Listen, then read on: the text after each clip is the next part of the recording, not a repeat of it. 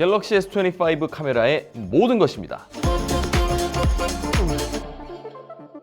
S25 기본이랑 플러스 그리고 울트라의 차이점은 다른 것은 다 똑같은데 울트라에서는 5배 망원 카메라가 있고 또 초광각 카메라가 5천만 화소가 되면서 근접 촬영을 더 잘 찍어내고 레이저 센서가 있고 메인 카메라는 2억 화소입니다. 그거 말고는 모두 동일합니다. 자, 카메라를 실행시키면 이렇게 사진이 뜨죠. 여기서 하나하나 설명드리겠습니다. 이게 좀 바뀐 게 있습니다. 뭐가 다르냐면 이전 버전에는 설정을 하려면 상단으로 손을 올려서 이렇게 설정을 했어야 됐습니다. 한 손으로 촬영을 하다가 이렇게 올라가기 힘드니까 두 손을 써서 설정 값을 바꿔야 된다는 그런 단점이 있었는데 이번에 원 UI 업데이트가 되면서 이 설정들이 다 아래쪽으로 내려왔습니다. 보이시죠? 그래서 이걸 딱 눌러보면 아래쪽에 설정부터 화면 비율 다양한 설정 값들이 밑으로 내려와 있습니다. 그러니까 좋은 건 뭐냐면 한 손으로 촬영을 하다가 이렇게 설정을 바로 불러서 세팅 값을 빠르게 바꿀 수 있다는 겁니다. 이게 되게 좋아졌어요. 그러면 상단은 뭐냐? 여기는 이제 지금 설정되어 있는 것들의 어떤 현황을 보여주는 겁니다. 1200만 화소로 찍히고 있다. 해상도라고 뜨죠. 아래쪽에 보시면 배율이 있습니다. 0.6 초광각부터 2배, 3배, 5배, 10배까지 이렇게 적혀 있는 모습을 확인할 수 있고요. 한 번 더 누르면 30배, 100배까지도 숫자가 뜹니다. 아래쪽에 점 4개 딱 눌러보면은 설정, 플래시, 타이머, 비율, 해상도, 모션 포토, 노출, 필터, 얼굴까지 이렇게 있습니다. 사진을 먼저 찍게 되면 이 화면에 이렇게만 나오죠. 요거는 이제 화면 B를 바꿀 수 있습니다. 9:16으로 바꿔서 이렇게 보이는 대로 찍히게 됩니다. 3:4 비율로 촬영하시는 걸 선호하시는 분들이라면 이걸로 하셔도 무방합니다. 근데 저는 이제 9:16 세로 컨텐츠를 찍을 때 이걸로 설정을 많이 하고요. 풀로 하게 되면은 이렇게 꽉 차게 되는데 좀 시인성이 떨어지기 때문에 9:16으로 바꾸고 옆에 보면은 초기 세팅은 1200만 화소로 되어 있습니다. 그래서 일반과 플러스 같은 경우는 5천만 화소로 바꿀 수 있고요. 울트라는 2억 화소로 바꿀 수가 있습니다. 그래서 이렇게 바꾸면 상단에 이 표시창에 보면은 2억 화소로 바뀐 걸 확인할 수 있죠. 좀 용량이 부담된다 그러시면은 1200만 화소로 찍어도 무방합니다. 그 옆에는 이제 모션 포토라고 켜짐 이걸 한번 딱 누르게 되면 노란색으로 바뀌게 되죠. 이거 상단에도 상태창이 모션 포토가 켜져 있다고 뜹니다. 이게 뭐냐면 셔터가 눌리기 전후까지 기록을 하는 겁니다. 보여드릴게요. 자, 모션 포토로 찍은 사진은 이렇게 눌러보면 이 약간 짧은 동영상으로 재생이 되고 있습니다. 그렇죠? 근데 여기서 아래쪽에 딱 눌러보면 부메랑으로 바꿀 수 있고요. 계속 움직이도록 바꿀 수 있고 그다음에 슬로우 모션으로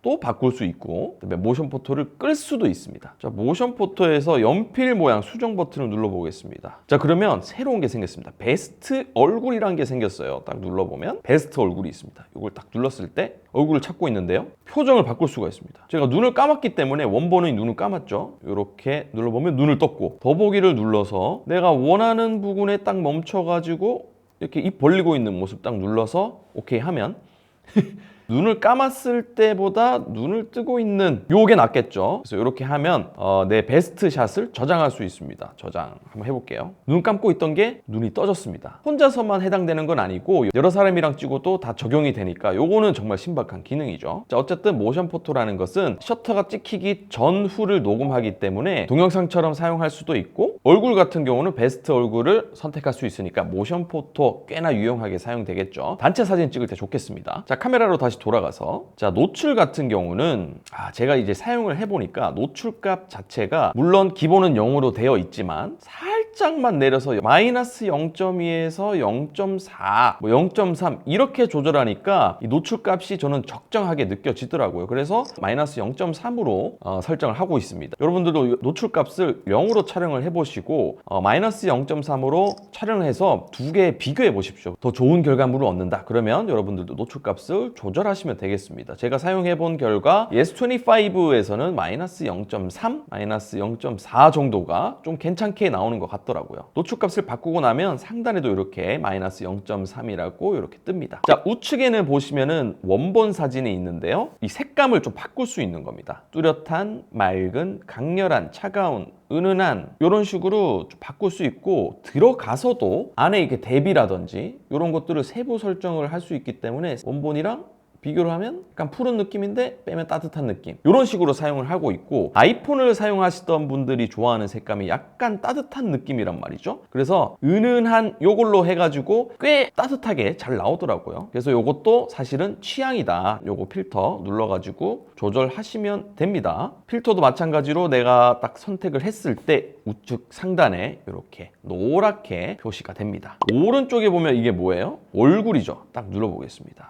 이게 뷰티 필터 같은 겁니다. 부드럽게 또 톤, 턱선, 눈 이렇게 변경할 수 있는데 제가 한번 해볼게요. 피부톤을 부드럽게 할 수 있어요. 여기서 8단계, 그리고 톤도 밝게도 할 수 있고 칙칙하게 할 수도 있고, 그리고 이 턱선을 갸름하게 할 수 있습니다. 그리고 눈 크기도 눈을 키울 수 있습니다. 그래서 이런 식으로 뷰티 필터도 사용을 할 수 있다라는 겁니다. 자, 그리고 타임 같은 경우는 여기 시계 모양이죠. 2초, 5초, 10초 이렇게 설정할 수 있습니다. 그리고 여기 플래시 모양이 있죠. 이걸 눌러서 오토로 킬 것이냐, 아니면은 찍을 때마다 무조건 키게 할 것이냐, 이런 식으로 설정이 가능하죠. 저는 꺼놓도록 하겠습니다. 자, 그리고 사진 같은 경우는 촬영을 하면 이렇게 촬영이 되는데 꾹 누르면 동영상 촬영으로 바뀌고요. 손을 떼면 동영상이 꺼지죠. 그래서 이렇게 누르고 있는 순간에는 동영상으로 촬영되다가 아예 동영상으로 바꾸고 싶다 그러면 이렇게 밀어버리면은 자물쇠로 바뀌면서 동영상 촬영으로 전환이 되게 됩니다. 이 상태에서 요거 동그란 걸 누르면 사진 촬영이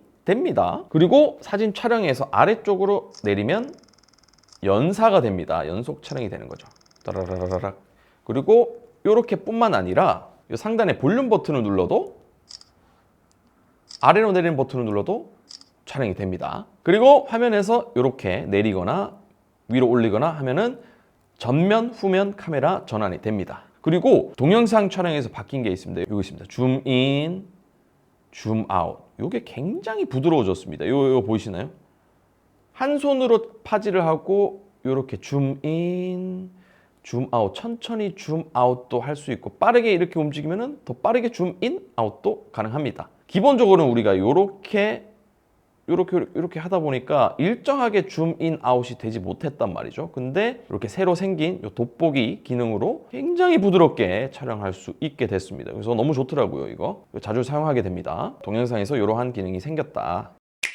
자, 그럼 이제 설정으로 한번 들어가 볼게요. 톱니바퀴 들어가겠습니다. 카메라 설정으로 들어와지는데 뭐 메뉴가 되게 많죠. 하나씩 설명드릴게요. 문서 및 텍스트 스캔, 요거는 무조건 사용하시면 되는데 자동 스캔이라고 있습니다. 요거를 켜놓으면 촬영 버튼을 안 눌러도 문서랑 텍스트가 자동으로 캡처됩니다. 요게 필요하시면 켜놓고 사용하시면 됩니다. 스캔 결과는 자동으로 보정이 됩니다. 자, QR코드 스캔, 요거 당연히 켜놔야겠죠. 그리고 촬영 구도 추천이 있는데 뭐 최적의 구도로 사진을 촬영할 수 있도록 화면에 가이드가 표시되는데 저는 이거 굳이 사용을 안 하고 있습니다. 자, 그리고 인텔리전트 최적화가 있습니다. 이게 화질 최적화인데 화질이 가장 좋게 찍으려면 최대로 찍으면 되는데 촬영 시간 보세요.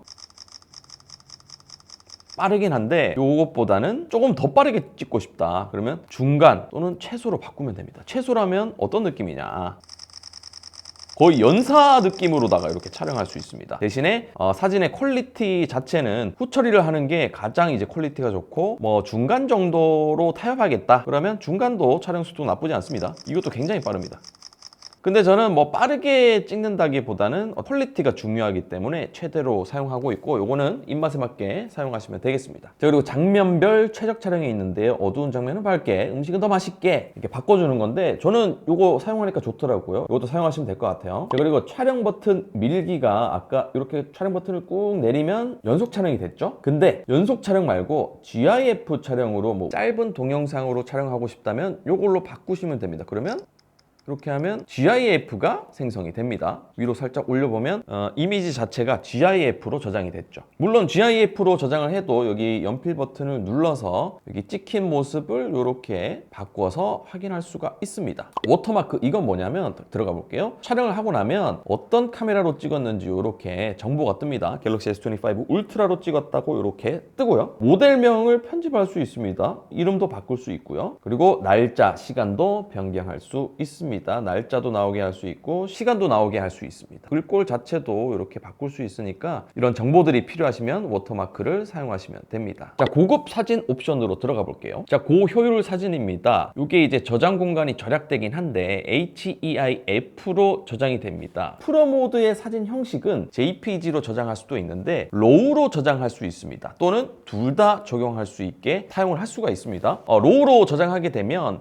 물 빠진 색감이 있죠. 어떤 느낌이냐면 자, 지금 보시면은 로우라고 적혀 있죠. 로우. 자, 로우 파일로 저장이 됩니다. 요거 같은 경우는 색 정보를 많이 담고 있기 때문에 이런 값들을 손쉽게 변경할 수 있습니다. 그래서 프로 모드로 사진을 촬영하신다면 이렇게 설정 값을 바꿀 수 있으니까 이것도 설정하시면 됩니다. 저는 만약에 프로로 찍으면은 로우랑 JPG 두 개로 저장을 하고 있습니다. 자, 그리고 설정에 들어가서 모션 포토 캡처가 있습니다. 요걸 딱 눌렀을 때 보면은 촬영 버튼을 누르기 전후로 제가 저장이 된다고 말씀드렸죠. 근데 촬영 버튼 누르기 전만 이렇게 저장이 되도록 설정할 수 있는데 전후로 하시는 게 좋습니다. 그리고 아래쪽에 볼게요. 셀피가 좌우 반전 없이 셀피 저장. 요거는 이제 개인의 기호에 맞게 설정하시면 되는데 셀피 촬영을 할 때 화면에 보이는 대로 이렇게 지금 손이 오른쪽에 있죠? 딱 누르고 촬영한 결과물을 보니까 손이 왼쪽으로 갔다. 이게 좀 싫다 그러면 설정해서 바꾸시면 됩니다. 좌우 반전 없이 그냥 보이는 대로 저장해 줬으면 좋겠다 하시면 이렇게 딱 보면 보이는 대로 바로 저장이 되죠. 그래서 이 설정 값은 여러분의 기호에 맞게 설정하시면 됩니다. 자, 그리고 밑에 보면 동영상 설정이 있습니다. 자동 FPS로 바꾸는 건데 빛이 부족하면 프레임 속도를 올려서 이 동영상을 더 밝게 하는 거거든요. 그래서 30프레임 또는 60프레임 동영상이 있는데 저는 이렇게 인위적으로 밝게 되는 동영상보다는 그냥 어두운 건 어두운 대로 찍혔으면 좋겠더라고요. 그래서 아이폰도 그렇고 삼성폰도 그렇고 이 자동 FPS를 끄고 촬영을 하고 있습니다. 이것도 사실 취향 차이인데 어두운 데서 밝게 찍히고 싶다 그러면은 30프레임이나 60프레임 요거 설정하셔가지고 사용하시면 됩니다. 이거 동영상 손떨림 보정 무조건 설정을 하셔야 되고 고급 동영상 옵션으로 가보겠습니다. 고효율 HEVC는 고화질 영상을 더 작은 파일 크기로 저장이 가능한데 일부 구형기기나 소프트웨어의 호환성이 떨어져서 최신 기기 사용할 때 유리합니다. H264는 대부분의 기기와 소프트웨어에서 호환성이 뛰어나서 소셜미디어 업로드에 적합합니다. 근데 파일 크기가 커서 저장 공간을 많이 차지합니다. 저는 4K로 촬영을 많이 하다 보니까 압축률이 높은 고효율로 설정합니다.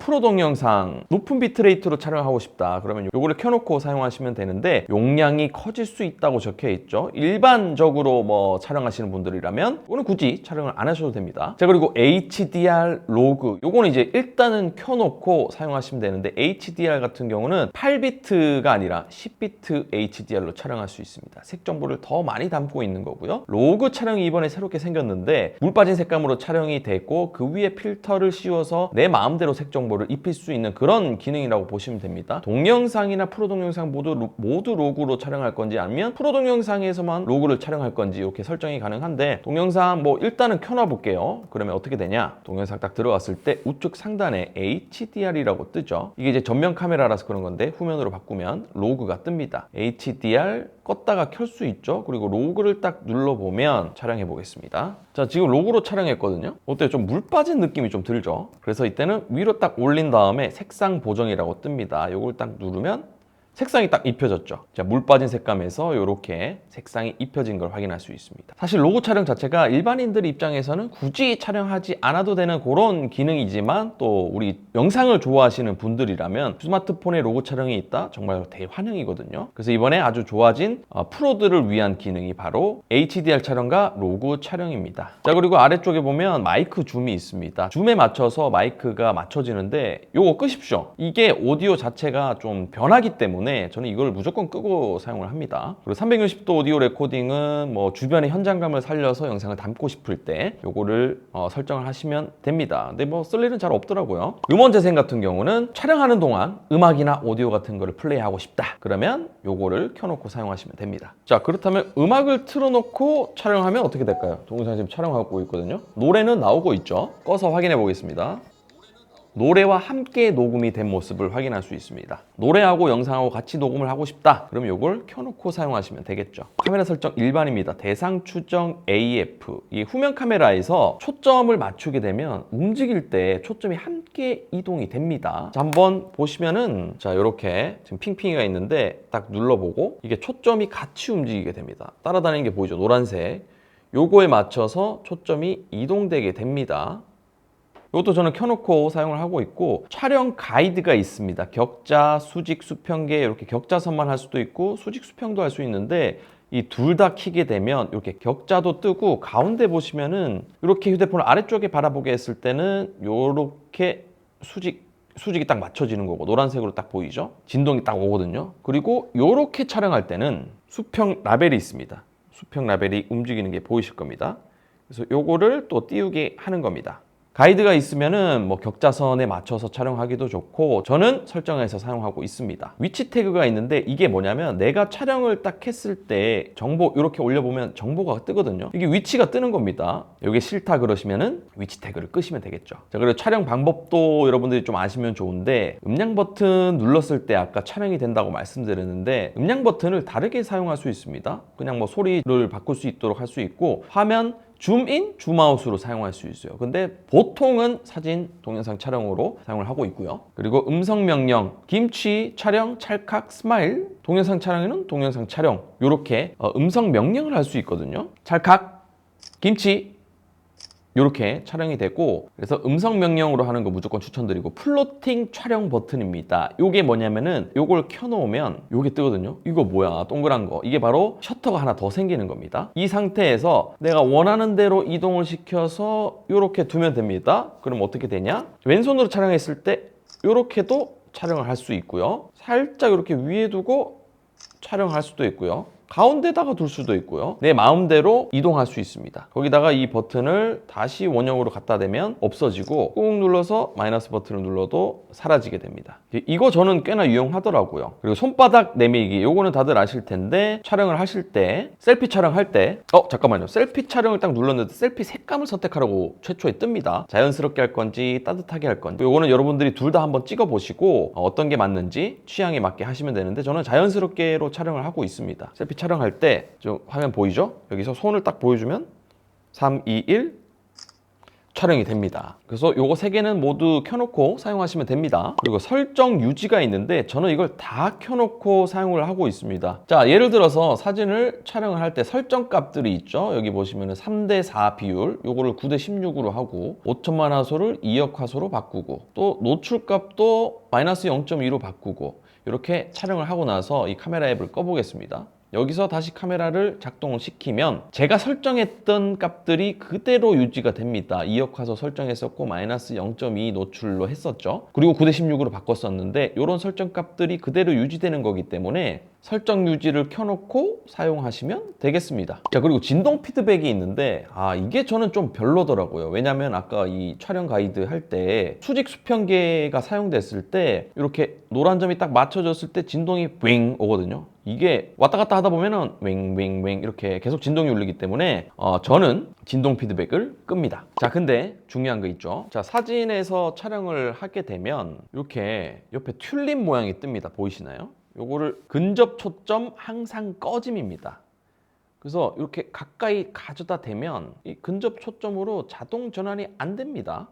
튤립이 켜져 있으면 근접 초점이라고 해서 가까이 갔을 때 이렇게 바뀌는 거거든요. 보세요. 제 살이 이렇게 찍힙니다. 이게 이제 이렇게 메인 카메라에서 저걸 켜놓으면 가까이 딱 가져다 댔을 때 근접 촬영이 되는 겁니다. 근데 이걸 끄면 가까이 가져다 대도 이 흐릿해지죠. 근데 또 웃긴 게 0.6배 초광각 카메라로 찍으면 이렇게 가까이 가져다 촬영을 해도 근접 촬영이 됩니다. 왜냐면 이게 이제 근접 초점이 초광각으로 렌즈를 바꾸는 거란 말이죠. 초근접 촬영 켜놓고 사용하시면 이렇게 초근접 촬영을 하실 수 있습니다. 근데 여기서 문제는 가까이 갔을 때 이 카메라 전환이 되기 때문에 이게 살짝 바뀌는 게 느껴질 겁니다. 보십시오. 렌즈 바뀌는 게 느껴지세요?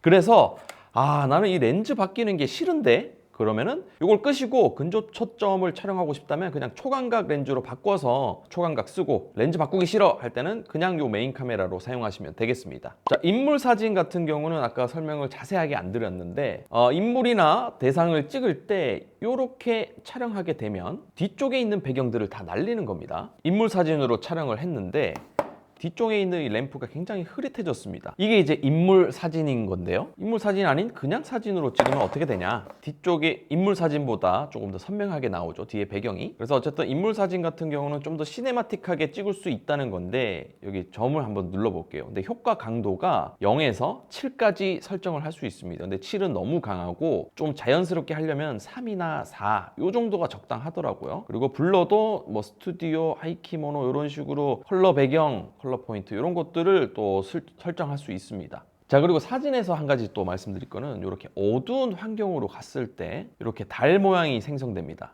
야간 촬영 켜짐 이걸로 촬영을 하시면 되거든요. 그래서 이건 꺼짐으로 되어 있는데 그냥 카메라로 찍고 싶다 그러면 끄면 되는데 야간 촬영을 했을 때 더 밝게 나오고 결과값이 좋잖아요. 그래서 이 달 모양을 노란색으로 바꾸셔가지고 설정을 해 놓으시면 됩니다. 그러면 어두운 환경이 됐을 때 자동으로 이렇게 활성화가 되면서 촬영하는데 시간이 좀 걸립니다. 대신에 결과값은 좋겠죠.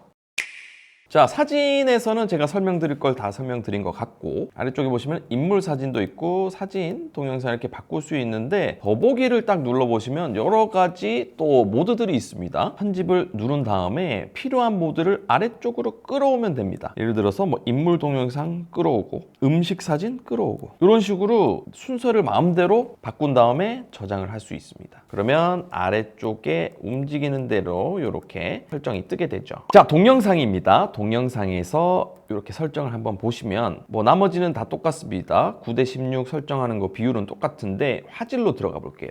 가장 최적의 화질을 뽑기 위해서는 8K가 가장 높은 화질이긴 한데 초고해상도고 용량도 많이 나가죠. 일반인이 사용할 필요는 없습니다. 그래도 나는 좀 좋은 퀄리티를 원한다. 4K 30프레임 촬영하면 충분하고 좀 부드러운 영상으로 남기고 싶다. 그러면 4K 60으로 촬영하시면 됩니다. 근데 대신에 용량이 더 많이 나가요. 근데 나는 용량 나가는 것도 필요 없고 그냥 진짜 라이트하게 영상만 촬영한다. 그러면 FHD에 30프레임으로만 촬영해도 충분합니다. 이렇게 촬영하시면 아주 가볍게 동영상 촬영하실 수 있고 자, 그리고 노출값 아까 설명드렸죠? 요거 동영상도 마찬가지 마이너스 0.4 이런 식으로 조금만 낮춰주니까 저는 노출값이 적정하더라고요. 그리고 요거는 뭐냐, 자, 자동 프레이밍 기능인데요. 요걸 이제 키면 프레임 안에 사람이 오도록 줌이 자동으로 조절이 됩니다. 바로 보여드리겠습니다. 저는 지금 카메라에서 아무것도 조작하지 않고 있는데 닝닝 지젤 사진 넣었더니 줌 아웃돼서 4명이 다 나오고 사진을 다시 없앴더니 윈터 카리나로 줌인 확대가 자연스럽게 됩니다. 이렇게 자동으로 프레이밍을 바꾸는 기능입니다. 많은 사람들이 촬영될 때 유용한 기능이죠. 자, 오른쪽에 필터를 사용하려고 하니까 현재 동영상 크기에서는 사용할 수 없다고 뜹니다. 4K에서는 필터가 안 된다. 동영상에서는 이 필터가 FHD에서 필터를 적용시킬 수 있습니다. 동영상에서는 이렇게 하시면 됩니다. 인물 동영상도 사진과 마찬가지로 뒤쪽 배경을 흐리게 촬영할 수 있습니다. 뭐 음식은 음식 촬영했을 때 좀 더 색감이 좀 풍성하게 나오고요. 파노라마, 슬로우, 하이퍼랩스는 모두 아실 걸로 제가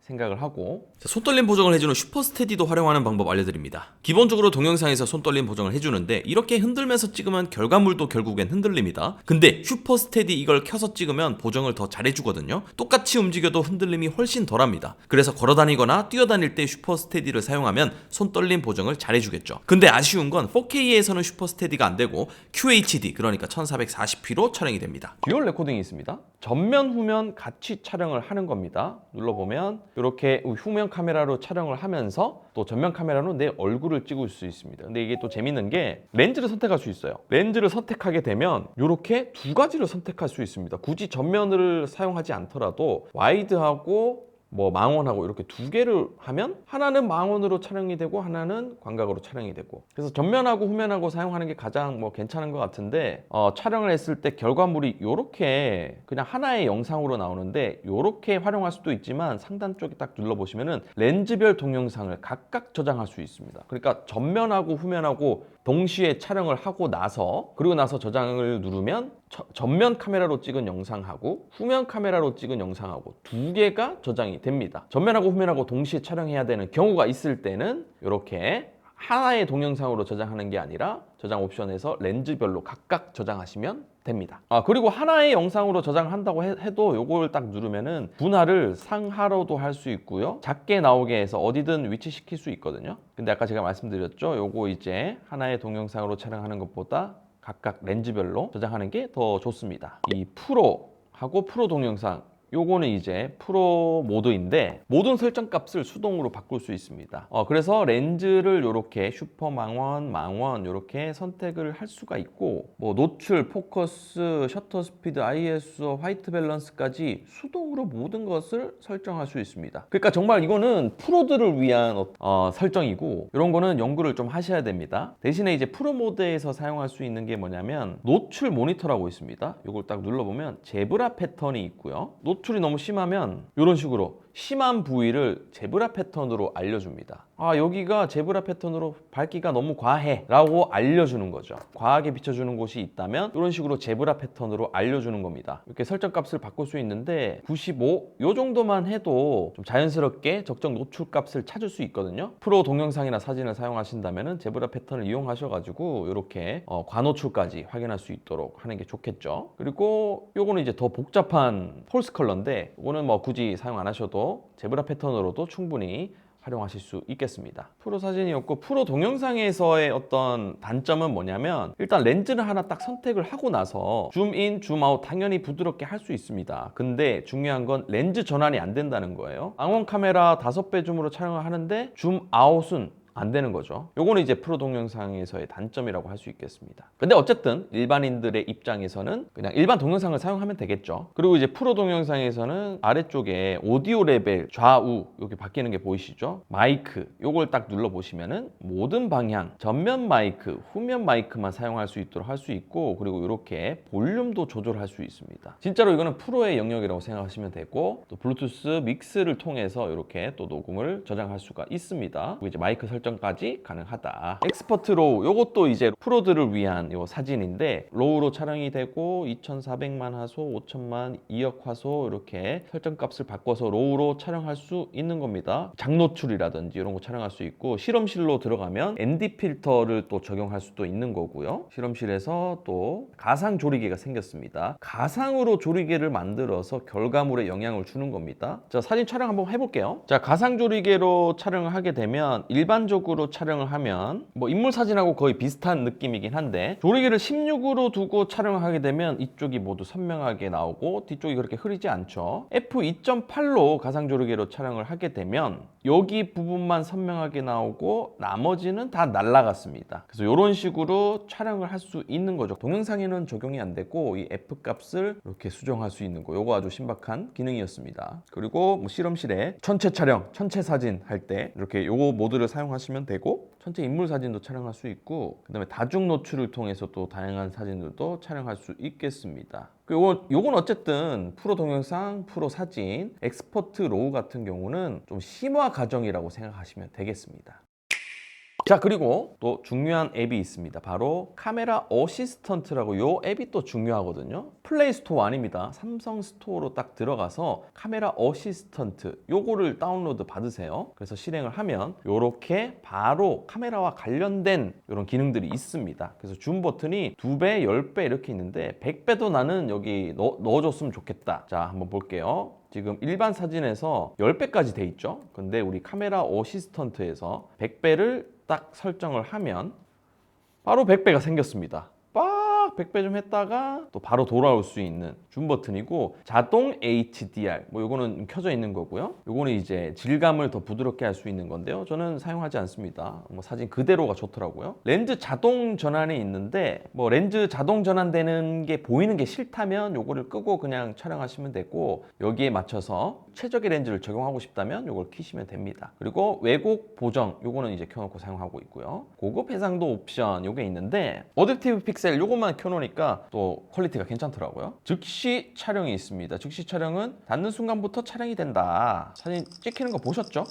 굉장히 잘 찍히는 거고 초점 우선이 있는데 이건 뭐냐면 초점이 엇나가면 초점을 맞출 때까지 기다렸다가 촬영이 됩니다. 그래서 막 찍다가 초점이 나가지 않도록 좀 도와주는 그런 기능입니다. 대신에 버튼을 누르면 지연이 발생할 수 있기 때문에 저는 팍팍 찍히는 게 좋아서 이거 끄고 사용하고 있고요. 사진 모드에서 동영상 촬영 요거는 다들 알고 계십니다. 자, 타이머 상세 설정인데 요 세부 설정이 가능합니다. 몇 장을 찍을 것이냐 아니면 촬영 간격은 3초를 찍을 것이냐 1.5초를 찍을 것이냐 이런 상세 설정이 가능하고요. DOF 어댑터 보정 요거는 이제 프로 또는 프로 동영상에서만 사용할 수 있는 기능입니다. 요거는 이제 아나모 가상픽 렌즈를 구매했을 때 끼워가지고 사용하는 거고요. HDR10 플러스까지 사용할 수 있는 요 설정도 되고, 오디오를 또 촬영하면서 들을 수 있는 요것도 설정할 수 있고요. 요걸 켜놓으면 USB-C 포트로 연결된 외장 공간에 자동으로 동영상, 프로 동영상 이런 것들이 저장이 됩니다.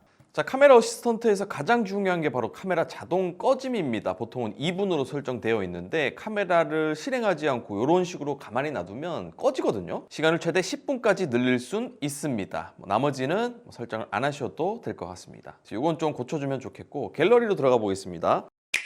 갤러리 들어가면 내가 찍은 사진들이 쭉 뜨죠. 사진 하나 들어가 보겠습니다. 상단부터 설명을 드려볼게요. 여기 제일 왼쪽 위는 스마트 뷰라고 해서 TV에 연결하거나 미러링 할 때 사용하는 겁니다. TV에 연결해서 사진 같은 것들을 볼 수 있겠죠. 두 번째는 빅스비 비전입니다. 뭔가 사물이나 이런 물체들이 있을 때 설명을 해주는 겁니다. 검색해서 비슷한 건물을 찾아주기도 하고, 와인이 있으면 와인을 검색해 줍니다. 그리고 장면 해설이 있는데 분석을 해서 뾰족탑과 뒤쪽에 도시가 있는 큰 건물이라고 뜹니다. 그래서 이런 것도 대상 인식기, 건물, 글자 읽어주기 이렇게 도움을 줄 수 있는 이런 기능들도 있습니다. 세 번째는 회전이고요.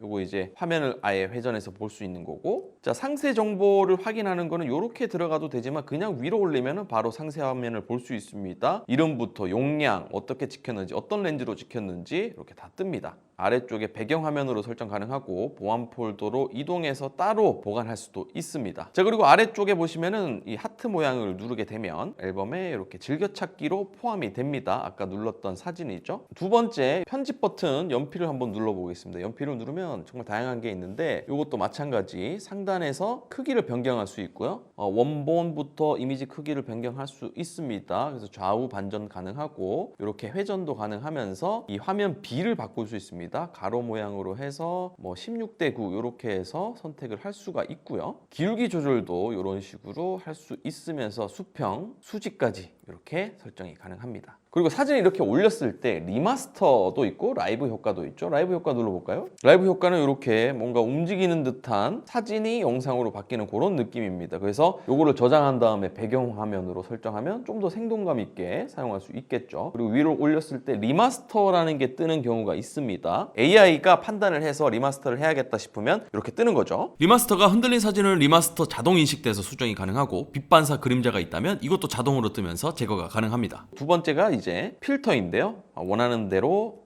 색감을 보정할 수 있습니다. 그리고 세 번째는 이 라이트 밸런스, 밝기, 노출 대비 하이라이트 등 여러 가지를 세부 설정할 수 있는데요. 이게 뭐 귀찮다 그러면 오토 눌러가지고 이렇게 설정이 되면 노란색으로 점이 뜹니다. 그래서 원본을 눌러보면 조금 차이가 있는 것을 확인할 수 있죠. 그래서 이것도 취향에 맞게 바꿀 수 있겠습니다. 네 번째는 그리기입니다. 이런 식으로 그릴 수 있는데, 이거를 그리고 나서 꾹 누르고 있으면, 자, 직선을 이렇게 그리고 꾹 누르고 있으면 이렇게 간결하게 바뀌고, 네모도 이렇게 대충 그려도 꾹 누르고 있으면 네모로 바뀌죠. 그래서 이런 식으로 또 활용할 수 있습니다. 그리고 그리기 옆에 보면은 이제 형광펜이 있어서 이렇게 형광펜도 색칠을 할 수 있고, 한 번 더 누르면 이런 것도 두께라든지 세부 사항을 설정할 수 있습니다. 그리기도 마찬가지죠. 그리고 요거는 이제 모자이크인데, 문지르면 모자이크로 되는 겁니다. 모자이크 이런 식으로 모자이크도 바로바로 할 수 있고요. 지우개를 통해서 뭐 기존에 했던 것들 다 삭제하면 되고요. 스티커도 있습니다.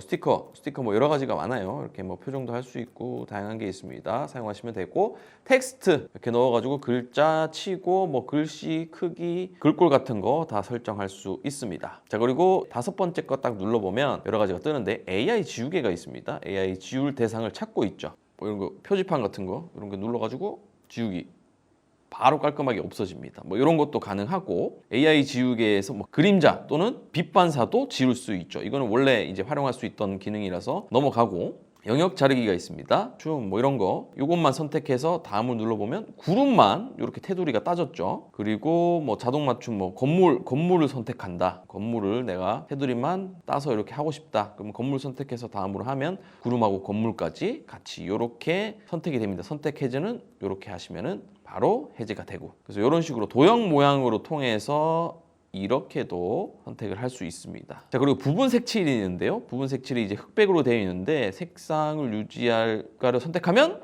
이렇게 건물만 색상이 이렇게 이렇게 나오게 됩니다. 그래서 완료하면 이런 식으로 뭔가 느낌 있는 선택이 가능하고, 편집에서 색상 조정을 하게 되면 뭐 이런 거 차가운 이미지로 또 만들 수도 있고, 내가 원하는 색감이 있겠죠. 이런 것들을 강조하거나 또 수정을 할 수 있겠습니다. 채도를 더 줄 수도 있고. 자, 이렇게 활용하시면 되고, 스타일은 또 뭐냐면은 또 뭐 색연필로 그린 느낌, 수채화라든지 다양하게 형태를 좀 바꿀 수가 있습니다. 아래쪽에는 다 설명 끝났죠. 여기 이제 AI 버튼을 눌러서 한번 활용해 보겠습니다. 자, 이동하거나 삭제할 대상을 테두리를 따라 그리세요. 자, 지금 이 건물을 한번 옮겨볼까 합니다. 건물을 누르고 이거를 눌러서 건물을 이쪽으로 이동시켜서 생성해 보겠습니다. 그러면 어떻게 될까요? 와, 아니, 생각보다 자연스럽고 이게 말도 안 되게 이렇게 옮긴 거잖아요. 근데 정말 깔끔하게 이렇게 옮겨줬고, 원본을 보면 생각보다 진짜 자연스럽게 이 AI가 더 똑똑해진 것 같습니다. 이걸 이제 기울기를 움직이게 되면 이쪽은 사실은 빈 공간이잖아요. 이것도 한번 채워보도록 하겠습니다. 와, 뭐야, 깔끔하게 돼서 어떻게 됐는지 잘 모르겠어요. 원본을 보면 이렇게인데, 네, 그래서 이런 식으로 AI를 통해서 사진을 또 수정할 수가 있고, 이게 바로 이제 생성형 편집이라는 겁니다. 자, 그리고 스케치 변환도 있습니다. 이미지에 생성하고 싶은 것을 그리세요. 이거는 이제 AI를 여러 가지로 그리는 거죠. 뭐 그냥 대충 그려도 됩니다. 이렇게 해서 비행기 그리면 바로 생성이 되죠. 비행기를 이제 대충 한번 넣어 보겠습니다. 오, 비행기. 제가 원하는 방향은 아니었지만 그래도 비행기가 딱 생겨났고, 추가로 한번 생성해 볼게요. 오, 비행기가. 자, 계속해서 원하는 이미지가 나올 때까지 계속해서 한 생성해 보는 겁니다. 사이즈 자체가 이게 저는 좀 마음에 들더라고요. 갤러리에 저장을 했습니다. 그리고 저장을 하고 나서 이제 여기서 AI를 한 번 더 누르고 생성형 편집 이렇게 선택한 다음에 이동을 좀 시키겠습니다. 이동을 좀 시켜서 사이즈도 좀 키우고, 오케이, 생성. 그러면 빈 공간도 채워지겠죠. 와, 보십시오. 근데 대신에 요거를 이제 저장, 원본 보고 다시 보고, 원본 보고 생성됐고, 근데 보시면은 여기 아래쪽에 보시면은 AI로 생성한 콘텐츠라고 이렇게 뜹니다. 그래서 AI를 또 사용하시면 되고, 또 제가 설명드리고 싶은 거는 오디오 지우개입니다. 자, AI 버튼을 누르고 오디오 지우개라고 뜨죠. 자, 확인을 하면 이 AI가 이 영상에 있는 음성을 모두 인식합니다. 자, 지금 도시 소음이 들리고 있죠? AI 버튼을 누르고 소리를 분석하고 있습니다. 자, 그러면 음악, 바람, 뭐 소음 이렇게 되는데, 바람 소리를 줄이고 소음을 줄이고 플레이를 해볼까요? 네, 바람 소리나 차 소리 이런 것들이 현저히 좀 줄어들었어요. 소음을 올려보면 도시 소음도 확대가 되죠. 이게 대박인 거는 직접 찍은 영상들도 되지만 다운받은 영상이라든지 뮤비 같은 것도 다 사용할 수가 있습니다. 지금 바로 테스트를 해보겠습니다. 도시 소음을 한번 틀어보도록 하겠습니다. 백색 소음. 자, 소리가 지금 나고 있죠? 자, 지금 현재 녹음을 해보고 있습니다. AI 지우개를 사용해 보기 위해서 지금 잘 분리가 되는지 확인해 보도록 하겠습니다. 자, AI 지우개를 사용해 보기 위해서 지금 엄청 시끄럽게 들리죠? 근데 AI를 딱 누르면 오디오 분석을 하겠죠? 소리 분석을 하고, 자, 음성하고 소음이 이렇게 판단이 됐습니다. 그래서 소음을 줄일게요. 플레이 해볼까요? 자, AI 지우개를 사용해 보기 위해서 지금 잘 분리가 되는지 확인해 보도록 하겠습니다. 자, 원본 들어볼까요? 지우개를 사용해 보기 위해서 지금 잘 분리가 되는지. 자, 이렇게 오디오 지우개를 활용할 수 있다는 거. 저는 이게 정말 좋았습니다. 그래서 사진에서는 이렇게 AI 버튼을 누르면 사용할 수 있는 게 생성형 편집, 스케치 변환 이런 것들을 할 수 있고, 또 동영상을 선택하게 되면은 이렇게 소리를 분석을 해서 오디오 지우개로 여러 가지를 판단을 할 수가 있습니다. 여러분들도 제가 알려드린 여러 가지 기능들, 그리고 숨어있는 기능들을 모두 사용하셔가지고 다양하게 활용해 보시는 걸 추천드리겠습니다. 제가 알고 설정하는 방법은 이 정도인데, 여러분이 알고 있는 여러분만의 꿀팁이 있거나 또 사진 설정 값이 있다면 댓글로 공유해 주시기 바랍니다. 자, 오늘도 영상 봐주셔서 정말 감사드리고 저는 또 다음 비디오로 찾아뵙겠습니다. 또 만나요. 안녕.